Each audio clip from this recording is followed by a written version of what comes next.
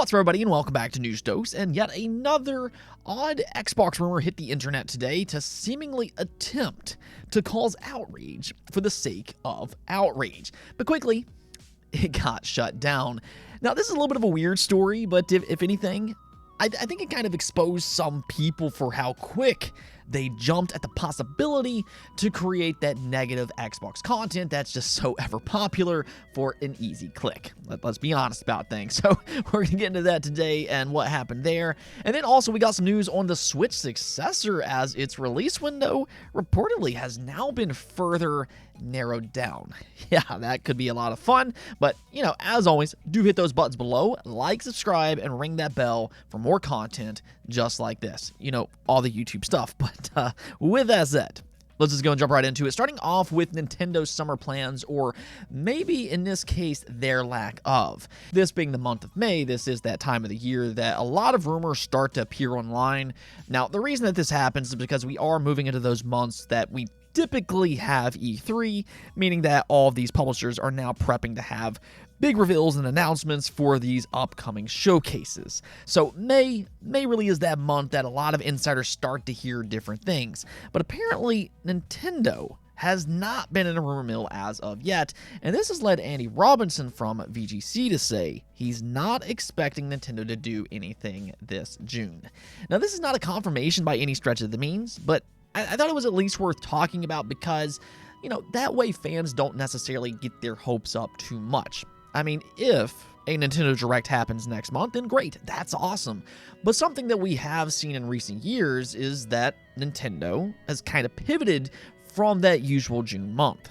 Last year, there were all these expectations of this massive June Direct that never really ended up happening. Instead, they had a couple smaller game-focused Directs, like the Xenoblade 3 Direct as an example. These were all separate showcases where they gave deep dives into several of their upcoming games that released last year, but none of which was that general Direct that fans get so hyped up for. So I do think lowering expectations is probably for the best here. Again, I mean, if it happens, then great. That's awesome. But right now, I kind of look at September as being the month to kind of keep an eye on here. They seem to like that September month, and this is where they could talk about their holiday lineup and kind of prepare for what could ultimately be the swan months for the Nintendo Switch. And we'll talk about that here in just a few minutes.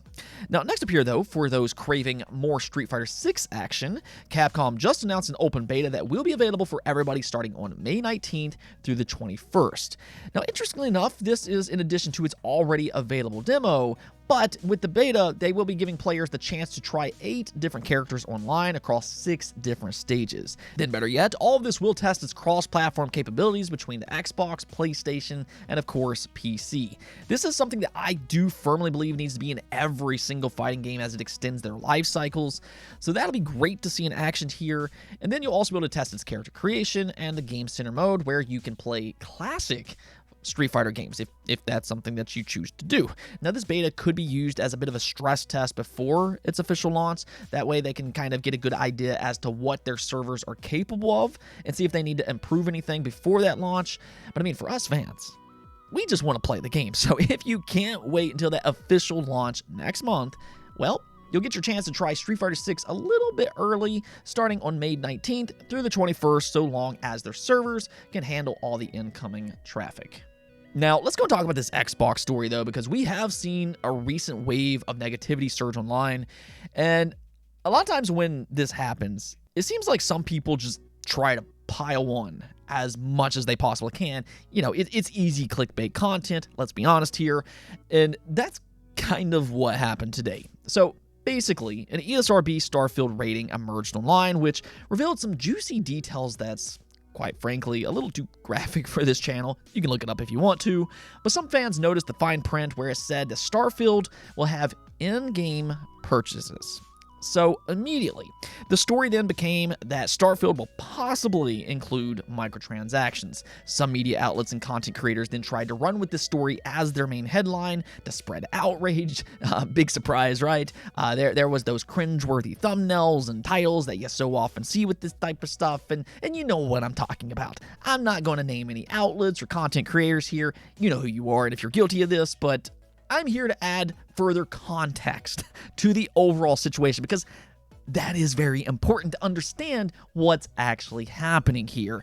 I'm not about all of that spreading false information when you know it's false in the first place, but nonetheless, the truth is, Starfield, yes, could possibly have microtransactions. That cannot be ruled out as of this moment. There is absolutely nothing that disputes that. But, and here's the thing, the ESRB rating does not indicate that one way or the other. The way ESRB works is that in-game purchases are listed for all games that has any kind of DLC, expansions, microtransactions, or in Starfield's case, likely also the Creation Club as well.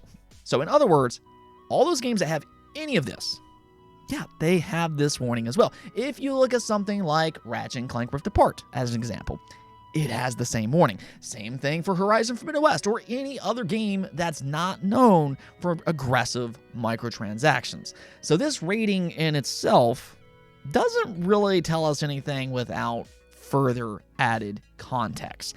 I mean, if you want to be outraged and if you want to go outside and scream at the moon, hey, be my guest. That's on you. But the reality is, this ESRB rating doesn't really tell us all that much. I mean, if anything, almost every Bethesda game has in-game purchases. But you know, being under the Xbox banner, everything seemingly is under a whole different microscope. I get it. I mean, I think the only thing that kind of bothers me here is, you know, kind of the hypocrisy that some people just so willingly display. I mean, where are people's dignity anymore? I mean, I'm not the type of person that's going to deliberately try to mislead people. There's a lot of people that listen to me on a daily basis, and I feel obligated to try and give you all an accurate account of what's actually happening. I mean, I'm not perfect, and I add my own opinions, but I don't purposely try to mislead people. I don't know. Truthfully, I wonder if some people even have standards anymore online. It's crazy to me, but either way, there you go. That's the whole story, or at least as of right now. Now, maybe later on, we'll get a little bit more context, and then we can kind of figure out if, you know, we need to be outraged or not. Until then, let's just go and move on to our next topic, which is about the Nintendo Switch Successor, which is something that I do want to talk about. So Nintendo just posted their fiscal year results, and they admitted that the Nintendo Switch has seen a faster than expected decrease in demand. Now, it's still selling extraordinarily well. Don't get things twisted here. But the Switch did miss its fiscal year target. Last year, they originally set out to sell 21 million units for their fiscal year, and then later on revised that to 18 million. Unfortunately, they also missed that target here as well, just barely though. The Switch ended up selling 17.97 million units total, which is still good all things considered, especially for a platform that's now 6 years old. Nintendo, though, is expecting yet another drop this year, as the Nintendo president went on to say this: sustaining the Switch's sales momentum will be difficult in its 7th year. Our goal of selling 15 million units this fiscal year is a bit of a stretch, but we will do our best to bolster demand going into the holiday season so that we can achieve the goal. So, yeah, there's not really a lot of confidence in this statement, and that's despite Zelda Tears of the Kingdom being one of their biggest releases for, the entire generation. Truth be told, though, even though that's a massive release, you could also say the same thing about Pokemon Scarlet and Violet as well as Splatoon 3 just last year. Even with those games, as big as they are, Nintendo still couldn't reach its internal targets. And the reason for that is simply because the Switch is an older console now, and it's reaching that point where most people who want a Switch likely already has one. It will continue to sell well. 15 million units is nothing to spit at. If they manage to sell that many this fiscal year, that is still very good, especially for its 7th year. And ultimately, it does still have a chance to become the best selling console of all time. That is absolutely fantastic. But the important part of this announcement is that it has surpassed its peak, and now it's about that time for Nintendo to kind of look onward. Well, about that, a new report by Nikkei. I'm still not entirely sure how to actually pronounce this website, but it was discovered online that they claim that their sources close to Nintendo says that the Switch Successor, quote-unquote, seems to be progressing well, but a product launch won't happen before next spring at the earliest.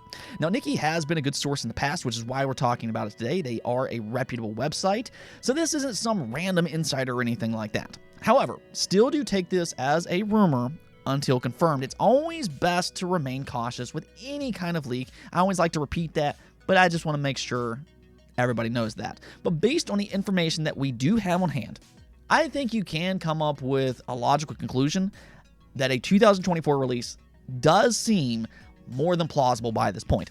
Again, Nintendo was just expressing concern about maintaining the Switch's momentum this year, which is a clear-cut sign they might need to prepare something new soon before the Switch becomes too stagnant. Now, we've also had multiple other insiders point to 2024 as a likely release window, and really just based on technology. Nintendo, they need an upgrade here. A lot of third-party games are now skipping out on the Switch, or they are at least a very, very stagnant release, and even some of their first-party games recently have struggled with its hardware. So they do need a more powerful console to keep up with modern times. Now, I do suspect that AI upscaling will be a big part of their next console. There's been a lot of talk about NVIDIA DLSS 2.0 and whether or not Nintendo might utilize that. We have, however, seen Nintendo utilize AMD FSR recently. There's even talk about that being in the upcoming Zelda Tears of the Kingdom to kind of improve its visuals and frame rate. So I would expect that to be a big part of their next console. Nonetheless, here, the other part here is that historically, it's about that time for Nintendo's next platform. Their longest home console generation ever was the original NES, which lasted about 7 years until we got the Super Nintendo. So the Switch is coming up on being the longest generation for Nintendo. So with that, history tells us it's time. I think with that, if this thing really does release in 2024, the question then just kind of becomes, when will Nintendo reveal this thing? I think if anything, some leaks are going to start emerging before the year is over. But for the time being, we're just going to have to kind of play it by ear. Now, speaking of leaks, though, you Dead Rising fans out there might want to go and perk up for this one. This is coming from Jez Corden over on Windows Central, as he said this on Twitter. If you're a Dead Rising fan, there might be something on the horizon for you, too. He then went on to note that he had heard that it's a reboot for the franchise, but I mean, Dead Rising was pretty popular back during the PS360 days. I'd say it was definitely one of the more memorable zombie games from that era, which, I mean, that's saying a lot because there was a lot of zombie games on those platforms. But Dead Rising gained quite a fan base for its absurd amount of zombies on screen at one time, and also its use of goofy combat. We, however, haven't seen a new Dead Rising since Dead Rising 4, which released back in 2016, but that might be changing sometime in the nearest future.